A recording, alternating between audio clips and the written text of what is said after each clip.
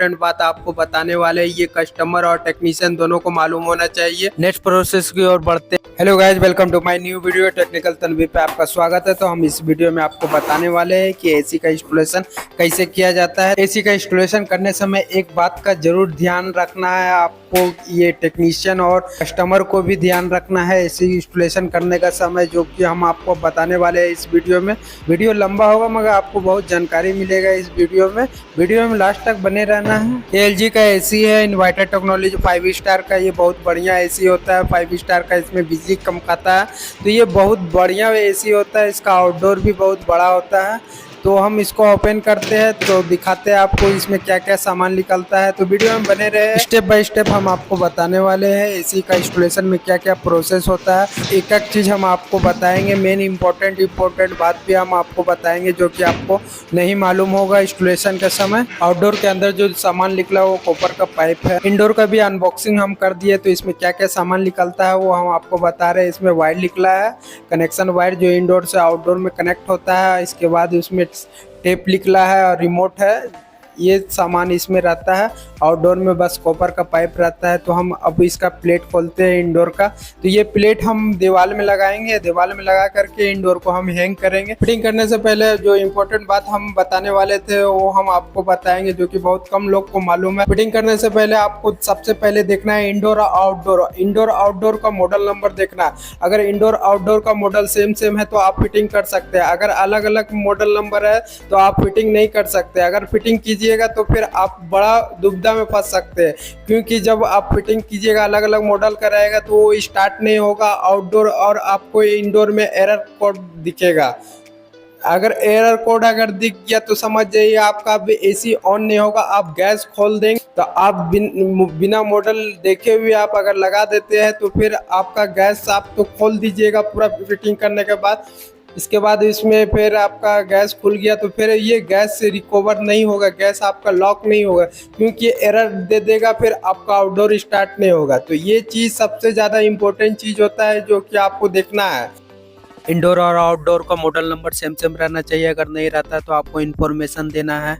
Mismatch product है तो हम इसको लगा नहीं सकते हैं। तो अगर लगाते हैं तो फिर आपका ऊपर क्लेम जाएगा कि आप क्यों फिटिंग किए हैं। ऐसा गलती ना करें, क्योंकि हमारे फील्ड में एक टेक्नीशियन के साथ ऐसा हो चुका है और उसके ऊपर क्लेम किया है कि तुम क्यों लगाया इस तरह। अगर मॉडल नंबर सेम नहीं मिल रहा तो फिर लगाया क्यों। तो ऐसा गलती ना करें, ये ध्यान देना है। तो हम आपको दिखाने वाले हैं कि आउटडोर का मॉडल नंबर और इंडोर का मॉडल नंबर सेम है कि नहीं, वो हम आपको दिखा रहे हैं। जो कि आपको दिख रहा होगा आउटडोर का मॉडल नंबर TSQ19BNZE, तो सेम रहना चाहिए। इंडोर का भी मॉडल नंबर, तो हम आपको इंडोर के पास लेकर के चलते हैं। इंडोर का हम मॉडल नंबर दिखाते हैं। अगर सेम है तो हम फिटिंग कर सकते हैं इसको। तो फिर देखते हैं। तो इंडोर का भी सेम मॉडल नंबर है, तो हम दिखा रहे हैं आपको TSQ19BNZE, तो सेम है, तो हम इसको फिटिंग कर सकते हैं। जो कि आपको जानकारी मिल गया होगा। जो कि हम सबसे ज़्यादा इम्पोर्टेंट बात आपको बताने वाले हैं, ये कस्टमर और टेक्नीशियन दोनों को मालूम होना चाहिए। नेक्स्ट प्रोसेस की ओर बढ़ते हैं। तो सबसे पहले लोकेशन देखना है कहाँ पर ये एसी लगेगा। तो कस्टमर को भी बताना है कि इधर पर ये एसी लगेगा, और हम कस्टमर को बताएंगे कि यहाँ पर ये एसी लगेगा, यहाँ सबसे बेस्ट रहेगा आपका रूम का लोकेशन के हिसाब से। तो सबसे पहले हम इंडोर का प्लेट फिटिंग करेंगे। तो प्लेट फिटिंग करने से पहले हम नापी लेते हैं कि कहाँ पर ये हॉल होगा ये। तो इंडोर का प्लेट का नापे ले लिए है, और इसके बाद हम जो जगह देखे थे इंस्टॉलेशन करने का जहाँ पर सूटेबल रहेगा उस जगह के पास हम आ गए हैं, और हम इसको फिटिंग करेंगे। सबसे पहले इंडोर का स्टैंड जो है सबसे पहले फिटिंग करते हैं। तो हम फिटिंग करने से पहले हमको सबसे पहले लेवल देखना है। लेवल सबसे ज़्यादा इम्पोर्टेंट चीज़ है, जो कि अगर आप लेवल सही नहीं रखते तो फिर पानी लीकेज का प्रॉब्लम होगा। तो एसी को एकदम सीधा रखना है, कहीं डाउन नहीं रखना है, राइट भी नहीं डाउन रखना है, ना लेफ्ट डाउन रखना है।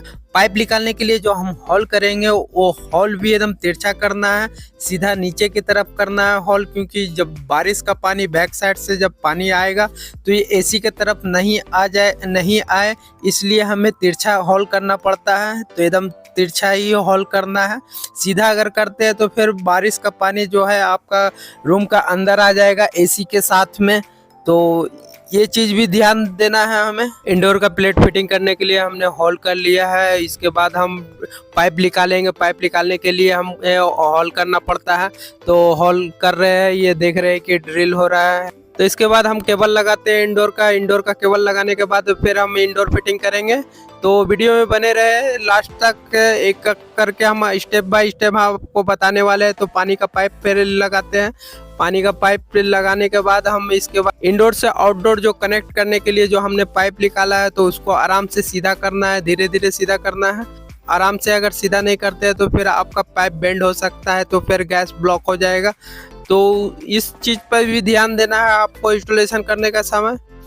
तो प्लेट को हम टाइट करते हैं। टाइट करके इसके बाद हम फिटिंग करेंगे इसको। प्लेट तो फाइनली हमने फिटिंग कर लिया है इंडोर का। तो फिर हम इसको हैंग करते हैं। तो आप देख ही रहे होंगे कि वीडियो में कि फिटिंग हो रहा है, कितना आराम से फिटिंग हो जाता है। बस पाइप निकालो बाहर। तो फाइनली इंडोर फिटिंग हो गया है। तो हम अब आउटडोर के पास जाते हैं। तो आउटडोर को अब फिटिंग करना है। आउटडोर को हम आउटडोर दिखाएंगे आपको कि किस तरह फिटिंग किया जाता है। तो स्टैंड तो हमने टाइट कर लिया है, क्योंकि वीडियो कोई बनाने वाला नहीं था। टाइट कर लिया है अनबॉक्सिंग करके। तो फिटिंग करना बाकी है, तो इसको फिटिंग करेंगे। सबसे पहले नापी लेंगे। तो हम आपको दिखा रहे हैं कि बैक साइड में इसका पूरा कनेक्शन निकला है, कितना नीचे है। अभी हम नीचे जा करके इसको फिटिंग करेंगे। 3 तल्ला का ऊपर में एसी लगा है, तो हम इसका छज्जा में जाएंगे। छज्जा में जा करके जो इंडोर से आउटडोर का कनेक्शन पाइप है वो फिटिंग करेंगे, वो टाइट करेंगे नीचे में जा करके। तो वीडियो में बने रहे। देखिए, अब काम तो जोखिम भरा है, काम तो करना पड़ता है। सबका अपना अपना काम है, हर काम में रिस्की है।